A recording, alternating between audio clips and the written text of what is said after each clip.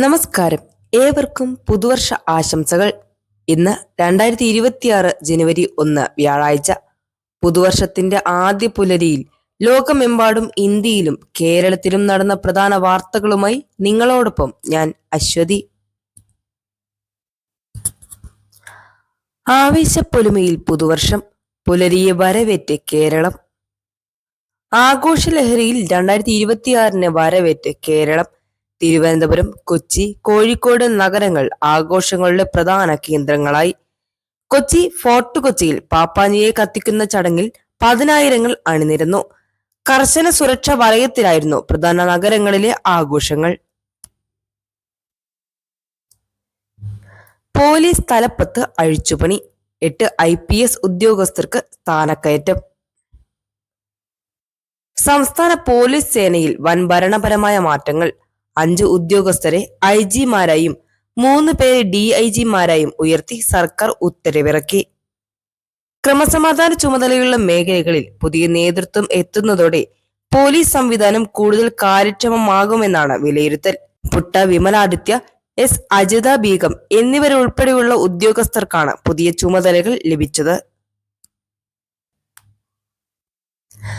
Pan Aadhaar linking ഇന്നു മുതൽ കർശന നടപടി.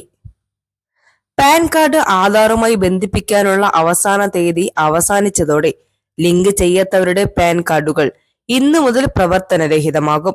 ഇത് ബാങ്കിംഗ് ഇടപാടുകളെയും ടാക്സ് റിട്ടേൺ സമർപ്പിക്കുന്നതിനെയും ബാധിക്കും. ബാംബു ഫെസ്റ്റിന് കൊച്ചിയിൽ തിരശ്ശീല വീണു. പരിസ്ഥിതി സൗഹൃദ ഉൽപ്പന്നങ്ങളുടെ വിപുലമായ പ്രദർശനവുമായി നടന്ന കേരള ബാംബു ഫെസ്റ്റിന് കൊച്ചിയിൽ സമാപനം.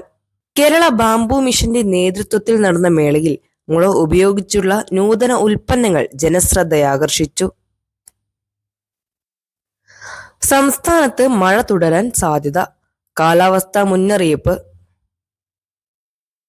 പുതുവർഷാരംഭത്തിൽ കേരളത്തിൽ വിവിധയിടങ്ങളിൽ മഴയ്ക്ക് സാധ്യതയെന്ന കാലാവസ്ഥാ നിരീക്ഷണ കേന്ദ്രം. തെക്കൻ കേരളത്തിലും മധ്യ കേരളത്തിലും ഒറ്റപ്പെട്ട മഴ ലഭിച്ചേക്കും. താപനില കുറയുന്ന സാഹചര്യം തുടരുന്നതിനാൽ മലയോര മേഖലകളിൽ പ്രത്യേക ജാഗ്രതാ നിർദ്ദേശം നൽകിയിട്ടുണ്ട്. റെയിൽവേ സമയക്രമം മാറി, യാത്രക്കാർ ശ്രദ്ധിക്കുക. ഇന്നു മുതൽ സംസ്ഥാനത്തെ ട്രെയിൻ സമയക്രമത്തിൽ മാറ്റം. ദീർഘദൂര സർവീസുകൾ ഉൾപ്പെടെയുള്ളവയുടെ പുതുക്കിയ പട്ടിക റെയിൽവേ പുറത്തിറക്കി. സ്റ്റേഷനിൽ എത്തുന്നതിന് മുൻപ് യാത്രക്കാർ IRCTC പോർട്ടൽ വഴി സമയ വിവരങ്ങൾ ഉറപ്പുവരുത്തേണ്ടതാണ്. KMAT പരീക്ഷ ഫെബ്രുവരി 22-ന്. കേരളത്തിലെ MBA പ്രവേശന പരീക്ഷയായ KMAT തീയതി നീട്ടി. പുതുക്കിയ ഷെഡ്യൂൾ പ്രകാരം ഫെബ്രുവരി 22-നായിരിക്കും പരീക്ഷ. വിദ്യാർത്ഥികൾക്ക് തയ്യാറെടുപ്പിനായി കൂടുതൽ സമയം ലഭ്യമാക്കുന്നതിനാണ് തീയതി മാറ്റിയത്. പുതുവർഷത്തിൽ വാഹന വിപണിയിൽ വിലക്കയറ്റം. പുതുവർഷം മുതൽ കാറുകൾക്ക് വില വർദ്ധിക്കുന്നു. അസംസ്കൃത വസ്തുക്കളുടെ വിലക്കയറ്റം മൂലം ഭൂരിഭാഗം കമ്പനികളും മോഡലുകൾക്ക് 1% മുതൽ 3% വരെ വില വർദ്ധിപ്പിച്ചു. ഇത് സംസ്ഥാനത്തെ വാഹന വിപണിയിൽ ചെറിയ ഇടിവിന് കാരണമായേക്കാം. 8ാം ശമ്പള കമ്മീഷൻ നടപ്പിലാകുന്നു. കേന്ദ്ര സർക്കാർ ജീവനക്കാരുടെ ദീർഘനാളത്തെ കാത്തിരിപ്പിന് വിരാമമിട്ട് 8ാം ശമ്പള കമ്മീഷൻ ശുപാർശകൾ ഇന്നു മുതൽ പ്രാബല്യത്തിൽ വരുന്നു.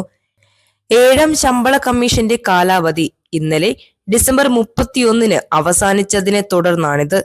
ഇത് ലക്ഷക്കണക്കിന് കേന്ദ്ര സർക്കാർ ജീവനക്കാരുടെയും പെൻഷൻകാരുടെയും അടിസ്ഥാന ശമ്പളത്തിലും അലവൻസുകളിലും വലിയ വർധനവുണ്ടാകും.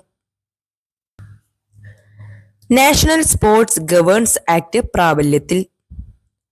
ഇന്ത്യൻ കായിക മേഖലയിൽ സുതാര്യത ഉറപ്പാക്കുന്നതിനുള്ള നാഷണൽ സ്പോർട്സ് ഗവേണൻസ് ആക്ട് ഇന്നു മുതൽ ഭാഗികമായി നടപ്പിലാക്കി തുടങ്ങും. ഇതനുസരിച്ച് കായിക തർക്കങ്ങൾ പരിഹരിക്കുന്നതിനായി ഒരു നാഷണൽ സ്പോർട്സ് ബോർഡും ട്രിബ്യൂണലും രൂപീകരിക്കും. ക്രെഡിറ്റ് സ്കോർ അപ്ഡേഷന് വേഗത കൂടും.